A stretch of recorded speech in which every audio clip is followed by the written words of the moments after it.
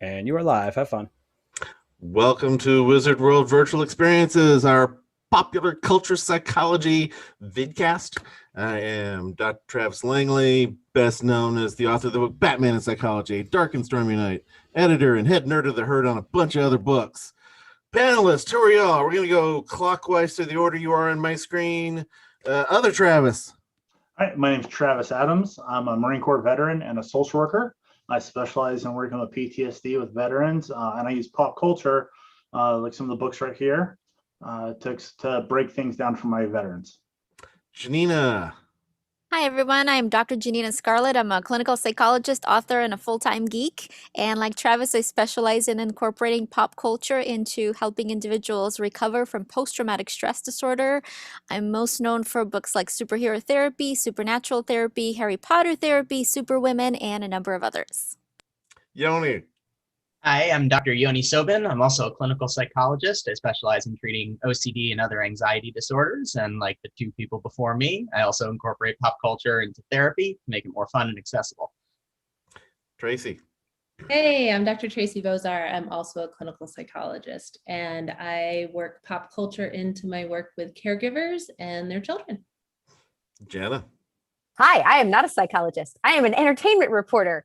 I write for vitalthrills.com, Sci-Fi Wire, and I used to co-host a show with Stan Lee. And I have contributed to 11 of the 12 books in the Psych Geek series. And Colt. I'm Dr. Colt Blunt. I'm a forensic psychologist who does not use pop culture at all in my practice, but I am a geek. And you have written for quite a number of these books. I have. That is the rumor, at least.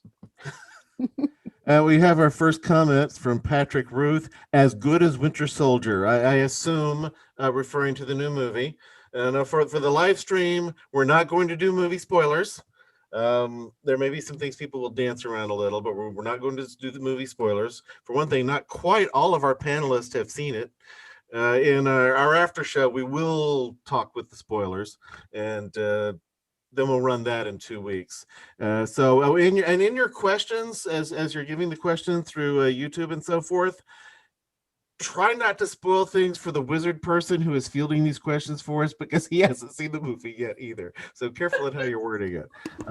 Thank you, Travis, from the wizard person. Somebody got called out.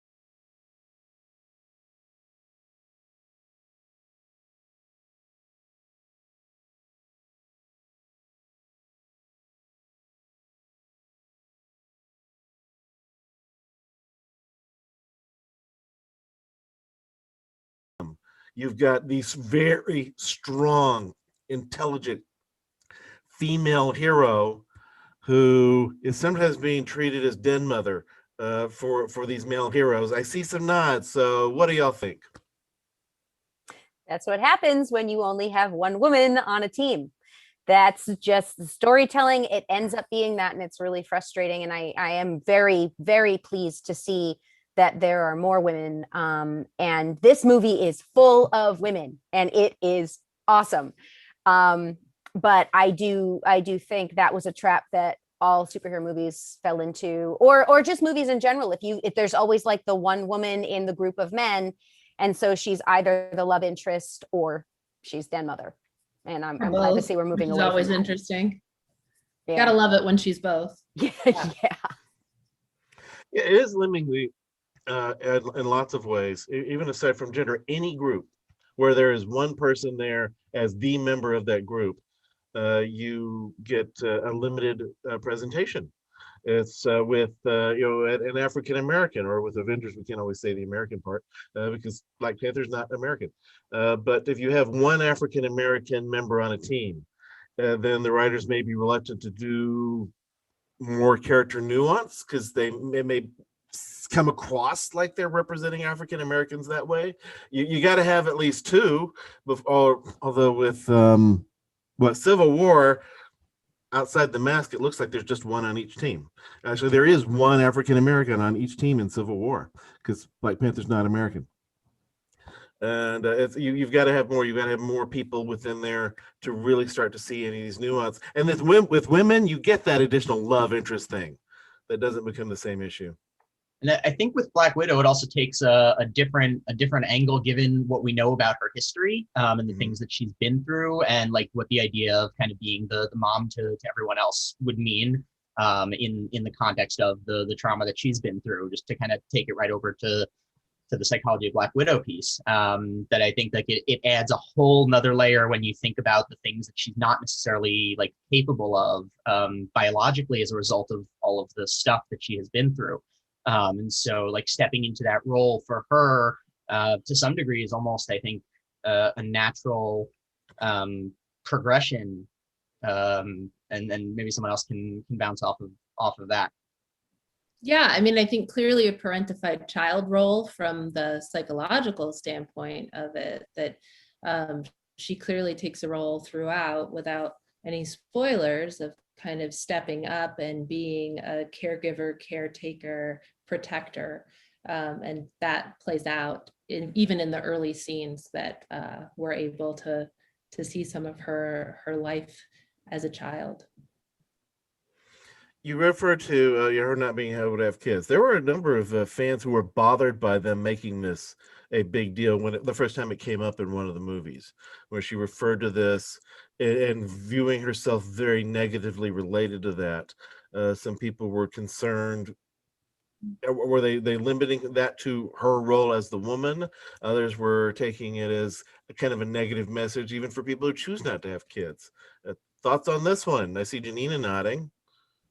Yeah, well, I had the same thought because I think on the one hand, making her character just I guess one that's grieving not being able to have children, it can send negative messages that might suggest to some people that every woman wants to have children and a lot of women don't. And at the same time, I also thought it was possibly really healing for some individuals who are unable to have children and are grieving about it. So, I think it really depends on the person watching the film. The one thing that really like hurt watching it is that one of the, not the main, but one of the reasons why she was rejected by multiple love interests was because of her inability to have children. And that felt really offensive because that is not what any person should be all about. And so in the past movies anyway, it seemed like that was one of the main reasons why, whether it's Hawkeye or Hulk, might have been less interested in having a family with her. I also think that goes back to just having one woman, because when you have one woman representing all women in a show, it's very hard not to have them represent all women. And so you feel like every storyline has to be put on her. There was a whole big thing for a while where they were saying, oh, well, she's with this person and then she's with this person, which, by the way, is fine. But also, if you need a love story and you're only going to do a straight heteronormative love story, then that's what you're going to get. It's going to have to be from either person to person, or it's going to be one person. But I think when you have multiple women in a film, then she could represent someone who is grieving over that, and it doesn't have to say, well, all women would do that, you know. So I think that's part of the issue with representation, is that if you've got one character in multiple movies over multiple years, and she has to represent every storyline that's ever been done about women, it's kind of an issue. I can also say, as a guy who can't have kids, seeing this type of representation is actually kind of nice. It's not so much always that it's, you know, it's not always a question of whether you want kids or you don't want kids. It's the idea that that decision is taken from you. Yeah. And having to live with that and cope with that throughout your life. And, you know, we don't necessarily see all of the struggles that she experiences with regards to her desire to have a family, but it's nice knowing that narrative is there, and that is a consideration that the writers made. I personally liked it for that reason. I was having a similar thought, that the traumatic piece of it for me, and what's really central, is the lack of choice for her and for others in a similar situation as described. And that to me was so compelling and traumatic, and really a strong emotional narrative. Mm-hmm. And I think for her backstory, right before she becomes one of the Avengers, thinking about all that red in her ledger, that's what made it easier. She even tells Bruce this earlier, is like, hey, not having that ability, not knowing this, makes it easier in life, even to kill.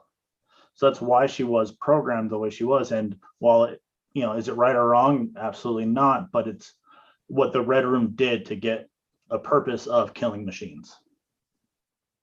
Talking about the killing, I mean, this is so heavily in her history. We know she's done a lot of it. Of course, most of the Avengers do some in these movies. Maybe it's aliens, or you're debating and say, you know, Cap must have killed that dude when he threw him off the ship.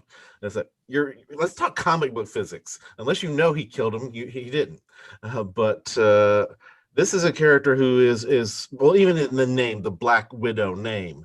I mean, it's got your female context there as well, but it is also about killing. And I know, like, Colt has written in one of our books about the effects of killing. What was that, way back in the Walking Dead book? Yeah, probably. I mean, I'm sure I've touched on it multiple times. But, you know, especially when you look at the type of killing that the Widows do, you're talking about generally close in, like infiltrating, getting almost like intimately familiar with your target. The type of thing that for most of us, we would develop an emotional connection. We would have a difficult time actually going through with it. And you have these widows who are going forward and killing in that close proximity. For most of us on this panel, probably all of us, that would be an incredibly traumatic experience, even if we are trained to do this. Yeah, I think when you see that when you see that on film too, it sort of goes along with all of the, you know, gunshot, like people get shot multiple times and yet they get up and keep fighting. And you're like, I don't know about that, you know, so everything is taken to an extreme. So, you know, being able to move on after all this killing, like I think Marvel addresses it more than maybe, and this could be controversial, but maybe than DC does in the comics. You see more of the impact, but you still don't get the same kind of impact that you would if it were real life. Mm-hmm. Well, and using women, they're able to have that vulnerability piece, right? Think about her role in Avengers 1, where she's like tied up to a chair and just kind of reversing the interrogation to get the information. And that's one of the reasons why they use women for the Red Room, is to be able to have like that vulnerability piece. They can turn up that feminine charm when needed, and then still get in close, like Colt was saying, and kill if needed. Yeah, there are certain things that it's strategically advantageous to take advantage of idiot dudes by having women be the one on the job. What were you saying? I was actually going to say the number of functional psychopathic traits required to be an effective widow is just impressive to me. Really, in order for somebody to be able to do this without being completely psychologically destroyed, you got to have at least a moderate level of psychopathic traits. You have to have the ability to lie, manipulate people, and really not have a ton of remorse. And the big question with, of course, this entire group is not the entire group of psychologists, but the widows themselves. is this a set of traits that's been cultivated?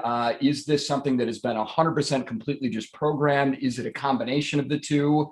And really, of course, the thing that I always ask is what is going to happen when these folks actually recognize what they've done? Once they've broken that programming, how can you function as a human being knowing all of these awful things you've done? Based on her character development in the comic books, the way I read it anyway is that in addition to her programming, she might have gone through cognitive dissonance, right? Cognitive dissonance is what happens when individuals' morals might be in conflict with their actions. And when that dissonance occurs, the individual might then reframe what's going on in order to make their actions more consistent with their core values. And I think for Natasha specifically, she learned to really conceptualize the people she was sent to kill as really bad people, as evil people, seeing her actions as benevolent, as helpful. And that's why she felt so guilty when she had to kill someone that was innocent in the comic books anyway.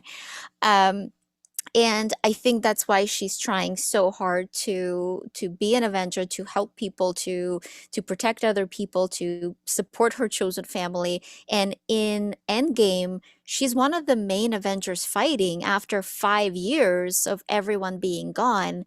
And I think maybe a part of it is because she's still trying to make up for her past, and also because her chosen family, the Avengers, are all she has. Yeah, and her references to her ledger really ring out as I'm hearing you describing some of her psychology. The shorthand that she uses in these examples is having the red in her ledger, right? And that to me is such an interesting way of her describing this much more complex psychological state and the difficulties that she's going through and the trauma. Quite frankly, I see this in folks who are found not guilty by reason of mental illness a lot. These are folks that, but for their mental illness, oftentimes they wouldn't engage in these sorts of acts. And when they are finally free and clear, when they're medicated, when they're doing well, when they have a bit more insight into their experience, they can experience either a bit of cognitive dissonance in trying to justify what happened, or they can experience a lot of trauma in trying to reconcile, I am a good person, but I did an awful thing because of something that was really outside of my control. There's a clinical psychologist at the CIA that kind of went into detail on the core perspectives or characteristics for those who make really good spies. And one is like a dysfunctional personality, personal crisis, and then ease of opportunity. And how many of those do we see with Natasha and being grown up and bred into the world she was grown up into to become that effective spy with missions? You can't completely turn somebody into a psychopath. There's a lot of evidence about hereditary aspect to it, although it's evidence. It's not proven. It's not like anybody's identified a psychopath gene, but there's a lot of evidence about it involving inborn traits. And while I don't think this is a spoiler, there is a comment in the movie about only 1 in 20 making it through the program. So that still says it's like most don't, even after training, fit what they want or survive, depending on which way they're going. And I think biologically speaking, there is a difference between someone who is actually psychopathic, for example, and somebody who's been trained to kind of turn off their emotions.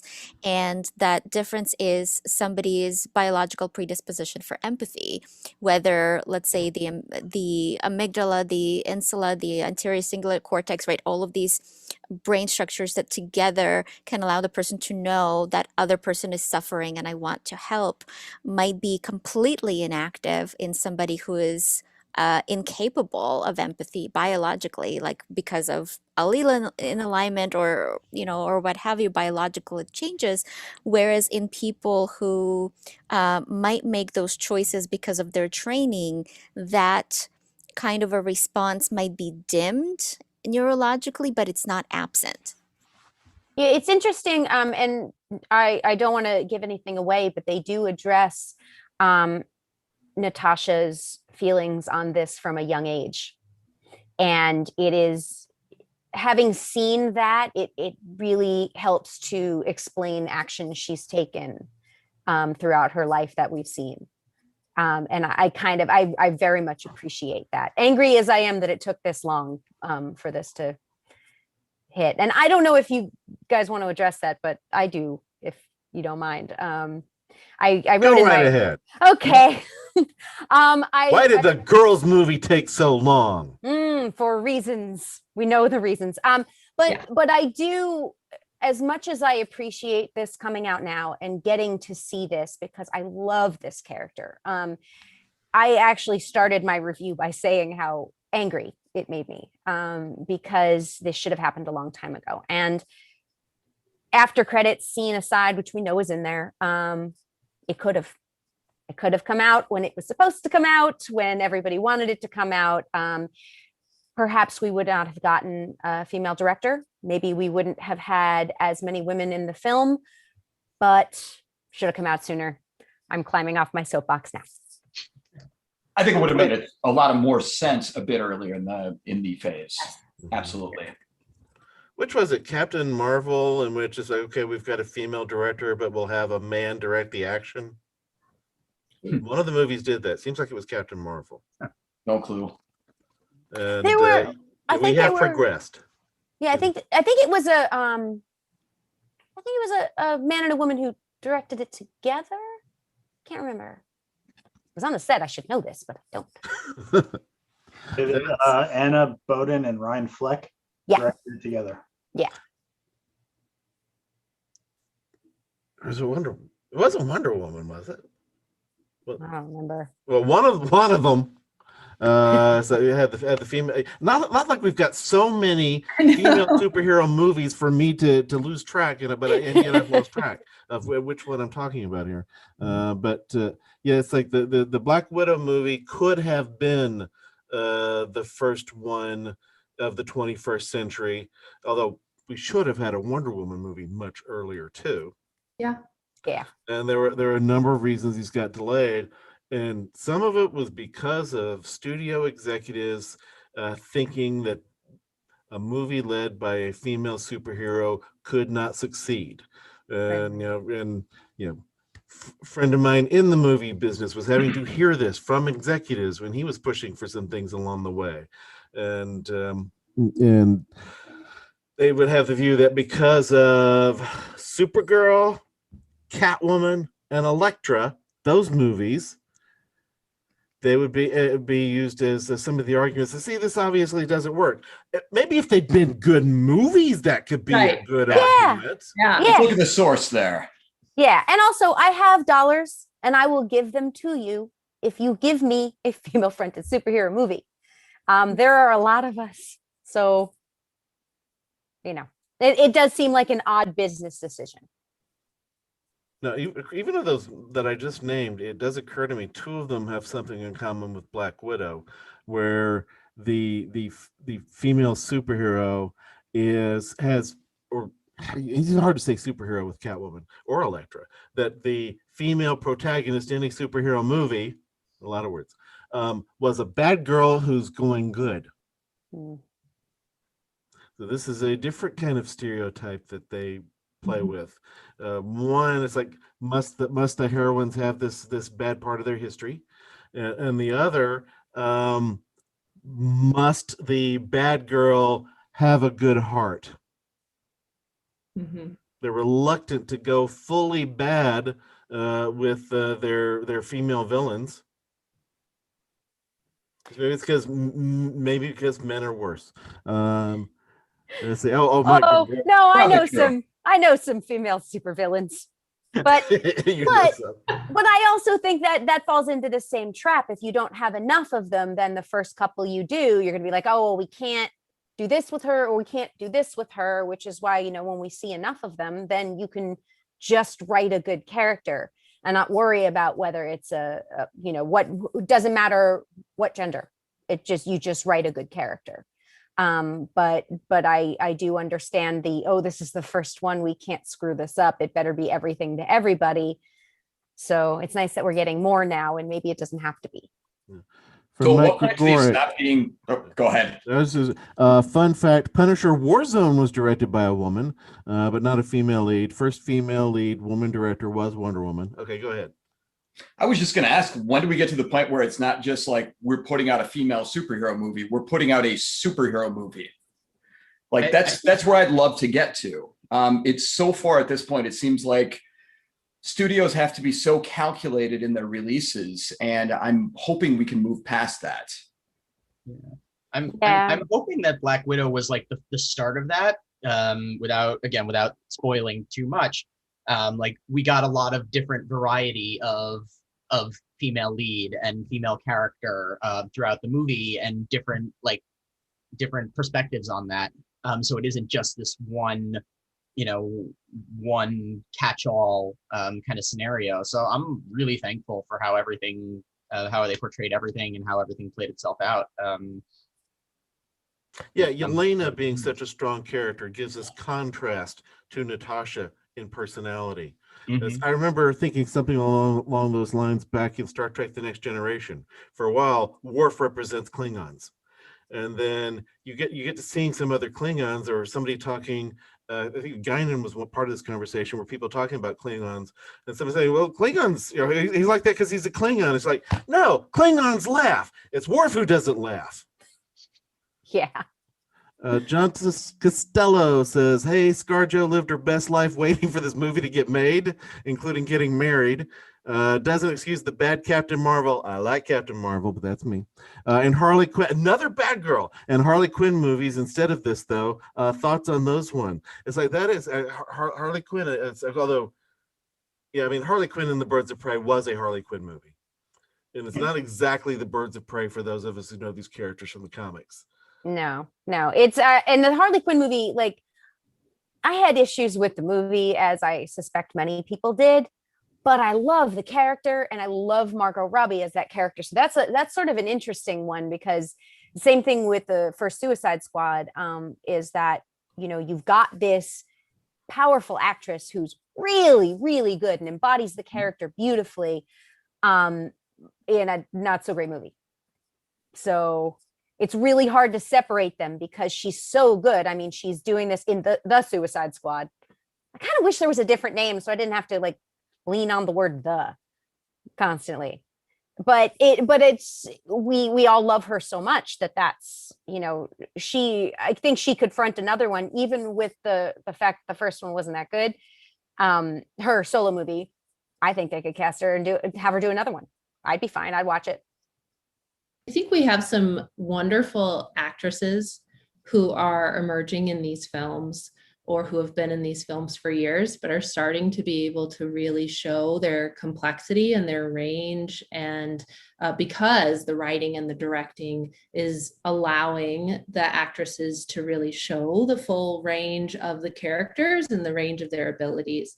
And I'm fascinated and excited about that, seeing complexity in female characters really start to emerge just in the last few years. And not only for myself, but also for my daughter, who's 8. I absolutely love being able to show her these more complex, arguably more real women on screen, even in superhero films, which is kind of great to have some realism and complexity in these female characters coming out on screen now. They never do call her a superhero, though. I don't know if anybody ever in any of these movies calling the Black Widow a superhero. And there's some little jabs here and there about that too, which I think are kind of great. I'm just going to throw out Advil, which I was laughing hysterically, being in my early 40s and needing Advil basically on a daily basis now. I was like, yes, thank you. And also some of the rips between Yelena and Natasha were just great. I thought that really, we get to see some of what we're talking about through Yelena's pokes and jabs, which also had me laughing. Yeah, great. I mean, I think there are several in the trailers, so you can at least get a sense if you haven't seen the film yet. But I don't know about you guys, but I just think Florence Pugh is amazing in everything I've seen her in, and in this as well. Like her character is so much fun. She's just the conversations that she has about what it's like to not be in the red room. That's all I'm going to say, but if you've seen it, you know what I'm talking about. It's really cute, and she just embodies everything perfectly. And if that's where we're going with Marvel, I'm all in. You mentioned trailers. We had a question earlier about the trailers from John Costello. I noticed trailer 5 is free to watch on cable. Wow, this movie has 5 trailers. What do you think about marketing for the film? Does it stand up to other solo Marvel movies? At first, I was skipping over that because we were talking about other things. But I think it also can reflect how seriously a movie is being treated by their own executives, how it's promoted. Hard to judge with this one because of this year delay in its release.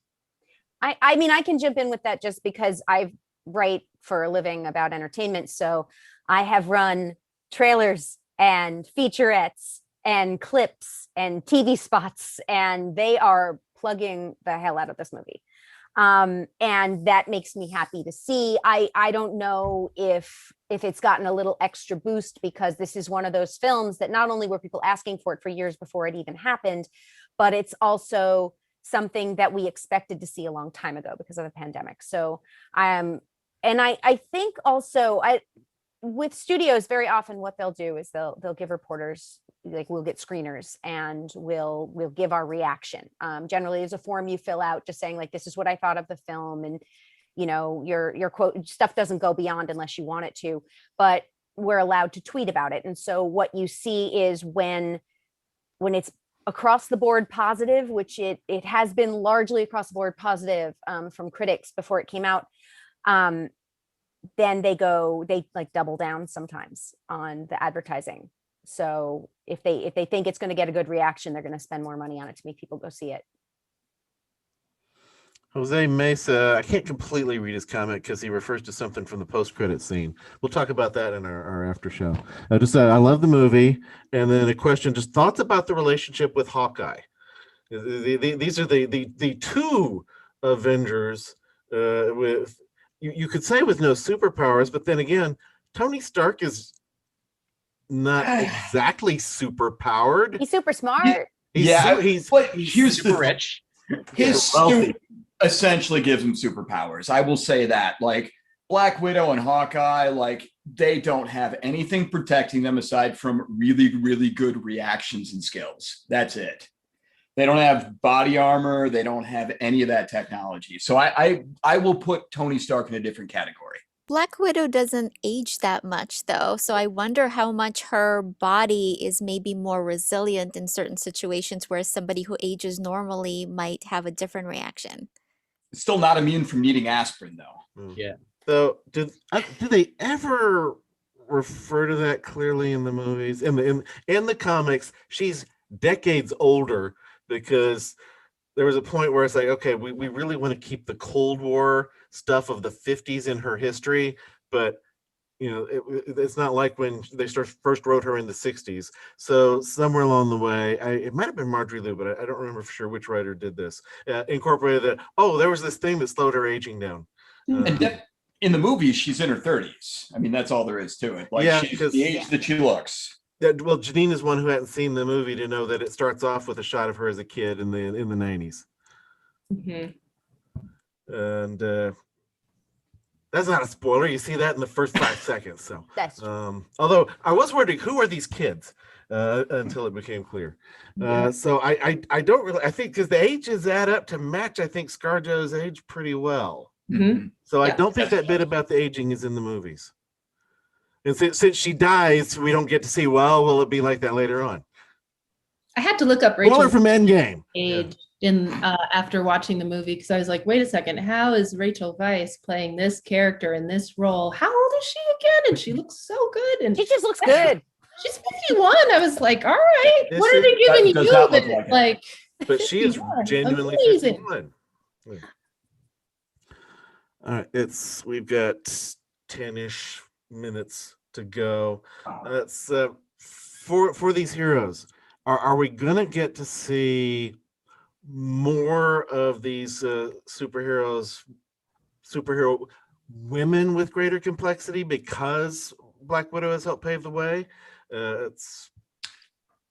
I think so. I mean, especially with what's happened with Black Panther and all of the interest there, I would really hope so. I mean, there's so many strong female characters to draw from, and they become so much a part of the landscape of the MCU that I think it would be ridiculous if they didn't continue that story.